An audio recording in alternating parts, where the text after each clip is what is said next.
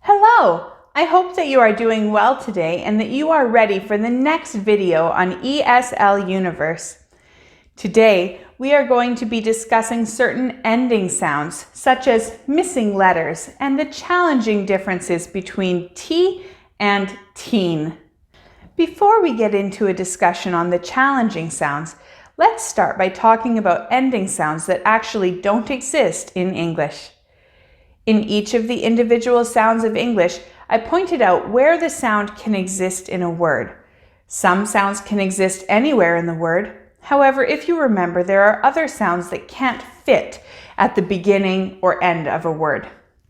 With that being said, as we have also discussed over the past number of months, sometimes the spelling and pronunciation of sounds can be different. For example, there are some letters that can never come at the end of an English word, even though we may still hear their pronunciation at the end of a word. You might be wondering how that can happen. Unfortunately, this is where letters like the silent E that we discussed a while ago come into play. Let's take a look at the letters that don't come at the end of English words. The first letter to make note of is the letter J. Although you may find the occasional word that ends in the letter J, in nearly every case, these words have been borrowed or taken from other languages. This is partially because J is one of the most recent additions to the English language and therefore is used less overall than most other letters. However, that doesn't mean that we don't hear the J sound at the end of words. Plenty of words end with the J sound. It is simply spelt in other ways, such as the DGE of bridge. Another letter that is less commonly seen at the end of words is I, although it isn't impossible for it to come at the end of English words anymore, as seen with the words like I or hi. With that being said, it is still fairly rare to see original English words ending with the letter I. We often see it spelt with silent letters, such as hi or lie, or being spelt as a Y instead, even though the pronunciation is that of I, such as in sky. This also explains partially why we have to change the spelling of verbs that end with Y to an I before adding other endings, like making words plural, such as adding ES, or past tense by adding ED, such as carry to carried. Two other letters that are rarely seen at the end of English words are U and V. Once again, you may find exceptions to the rule. However, typically speaking, these letters are not used in spelling to complete a word. Typically, we use the silent E to fix this problem, meaning that these letters can easily make the last spoken sound of a word, but we would not see that represented in writing.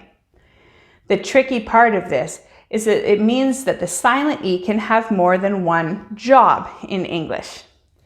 If you remember, the silent E is also known as the bossy E, changing the pronunciation of the previous vowel. For example, sit to sight. However, when the silent E has a different role, such as stopping a V from tipping over, then it doesn't necessarily change the previous vowel to make it long. For example, the words love and have show a silent E at the end of the word, but neither of them have the long vowel sound in the middle because the E is too busy holding up the V. Confusing, right? Okay, now that we've talked about some of the spelling and pronunciation exceptions to watch for at the end of words, it's time to talk about the pronunciation of specific ending sounds. Some languages around the world have a tendency to drop the final consonant sound, meaning that the last syllable does not get fully pronounced. This can help words and sentences flow together and sound more natural in those languages. However, English doesn't work this way. When learners drop the final consonant of words in English, they risk saying the wrong word, because sometimes the last sound is the only thing that differentiates two words, even if the words mean very different things. This means that it is extremely important to pay attention to each syllable of a word and make sure that you are not missing anything. One common example of this is the difference between the endings t and teen.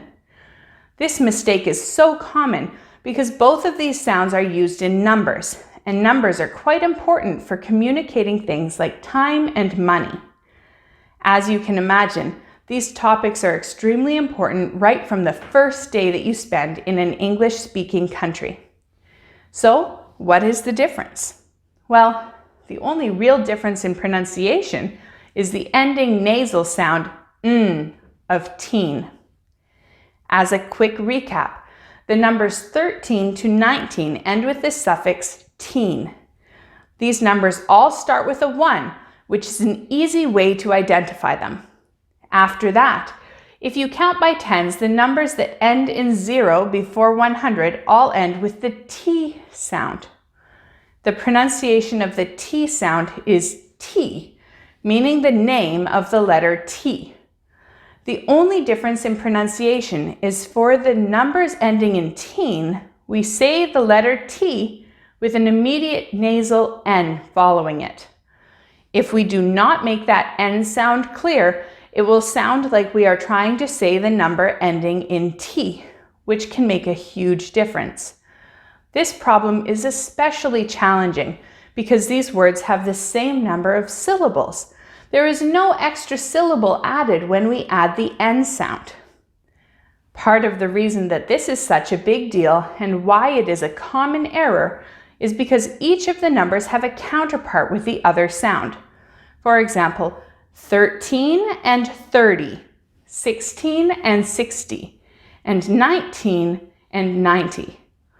Situations that use these larger numbers can also quickly become a big deal. For example, if you and your friend have a train scheduled for 10:15 a.m. and you tell your friend that it leaves at 10:50, it is very possible that you will miss your train and the money that you spent on the ticket because it is your mistake. If you try to buy a present for someone that costs $90 and you only pay $19, there can be a lot of confusion and frustration at the cash register. So, what is the solution to this pronunciation challenge? If you struggle with this challenge, my best advice would be for you to start paying close attention to the ending consonants of words. Listen closely when others are speaking to hear how they pronounce these sounds, and focus on making sure that you properly pronounce each one of the sounds of the words in order to not miss critical information. To be completely honest, this is one of those challenges that even native English speakers can get confused with at times. If you're struggling to understand a sound, it is okay to ask someone to repeat themselves or to say something like, "I think I heard you say 50. Is that correct?" If you're still concerned that you may have heard them wrong, you can spell out the numbers for extra clarification, such as, "Do you mean 18 as in 1/8?